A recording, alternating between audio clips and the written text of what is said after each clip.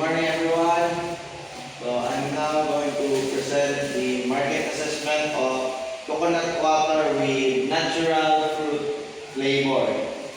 So the product description: the fresh and natural fruit drink is refreshing beverage made from pure coconut and blended with natural fruit juice such as watermelon, lemon, pineapple, and orange. It is designed to offer light and hydrating and even healthy alternative from sugary drinks.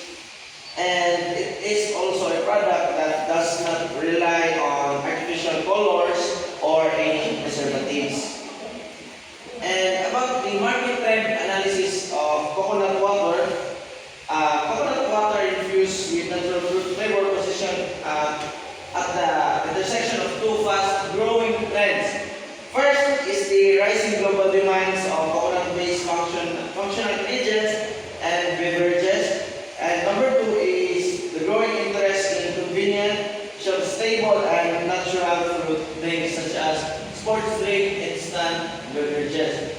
So global coconut water market shows strong CAGR expectation, and value-added coconut products are a priority export and given a value chain focus in the Philippines. So as you can see in the table, from year 2018, dinilagan ang demand sa coconut water, but throughout the years, nag-increase siya, nag-increase in every area of the world. About the coconut water market,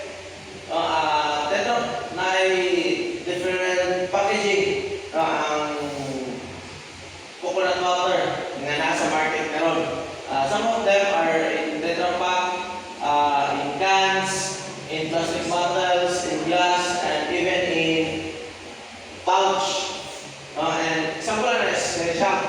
So, na mga locally produced na products sa coconut na yapon sa atua. May siya mga different kinds of products of coconut water or packaging. So, in consumer demand and insight, consumer demand for coconut water continues to grow as more people shift toward healthier and natural and low calorie beverages choices. So, most of us usually scope, and coconut water is an alternative para fill in mga kaubaw na ito. Then, based upon survey na na-implement na mga nag-response, nag-ask ko sila how often they drink coconut water. Some of them answered rarely or talagsarang with kayo. Apoy pa na-answer of monthly and apoy weekly nag-consume of coconut water. And based on these answers, we ask them kung saan mga factors in choosing a beverages. Pinakataas due to rate is ang taste, next is ang price, and also ang nutritional value, and even convenience of ang brand. So, product opportunity identification identify the coconut water fruit drink addresses a growing demand for healthier, refreshing beverages and made from real ingredients. So many consumers are shifting now away from sugary soft drinks and artificial flavored juices. So it creates an opportunity for a fresh and natural product that offers both hydration and electrolytes for health benefits. So coconut water is very known for its electrolytes and health benefits, and combining it with real fruits, it can create an appealing alternative for customers looking for something natural, flavorful, and refreshing. So, in conclusion, the market assessment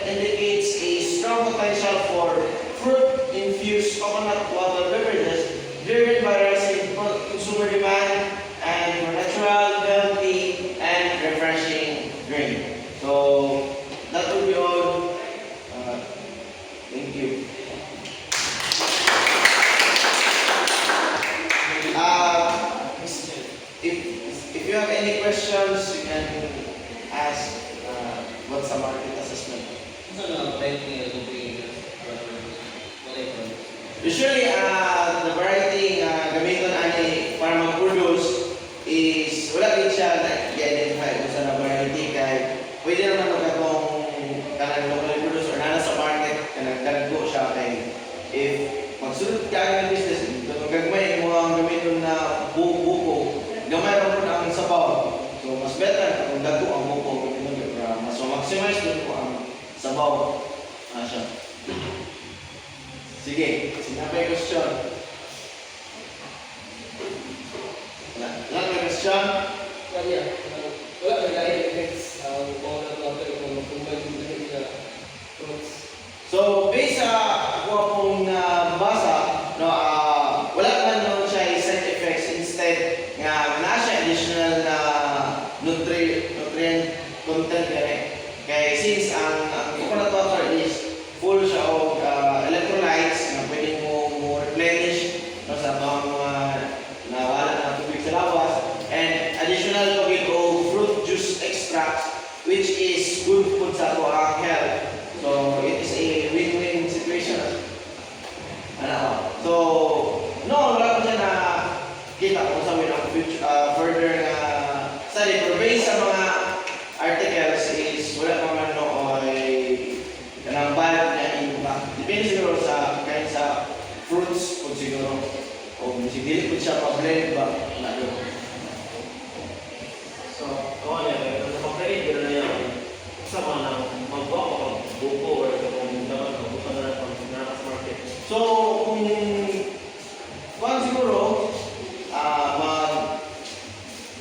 para mas efficient siya sa kuha, no, kung pwede po niya mapalit sa market, kaya namin mapalit sa market na 75 pesos per 3 liters or 4 liters.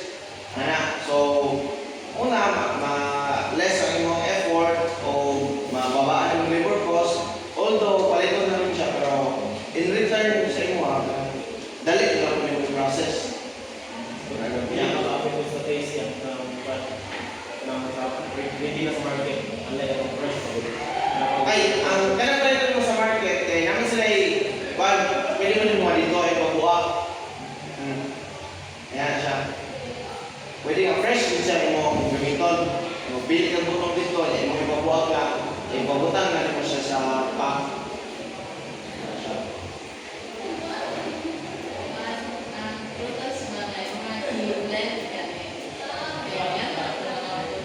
Unsa na mga fruits? Ano ka to?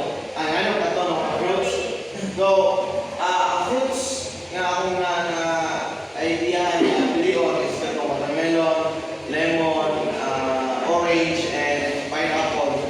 Since katupod na alam ko ng mga fruits kay all year round pwede din mong makuhaan and at the same time alam ko ng mga kind of fruits tagas good sila o nutritional content and dapat siya health benefits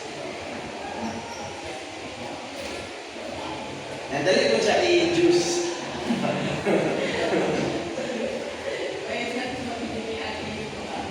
Ang iba.